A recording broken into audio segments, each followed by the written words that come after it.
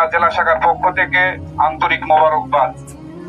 আলহামদুলিল্লাহ, বিশেষ চরমরার নির্দেশনায় আমরা সারা বাংলাদেশ থেকে নোয়াখালী, ফেনী এবং আরো কিছু জেলার সহযোগিতার জন্য হাদিয়া স্বরূপ আমরা আপনাদের মাঝে ন্যূনতম বলবো, একেবারেই ন্যূনতম কিছু আমরা হাদিয়া নিয়ে এসেছি।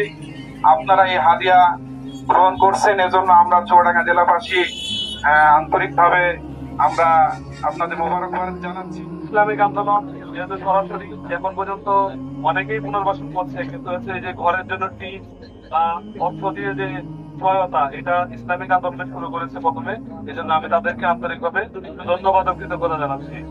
আমি আবারও হচ্ছে আমাদের চুয়াডাঙ্গা জেলা শাখা এবং হচ্ছে আমাদের ইসলামিক আন্দোলনের আমাদের নেতৃত্বে আছেন আমাদের চরমোনাইয়ের সাহেব, ওনাকেও আন্তরিক ধন্যবাদ ও কৃতজ্ঞতা জানাচ্ছি। আমাদের বেগমগঞ্জ উপজেলা এই 42টি পরিবারের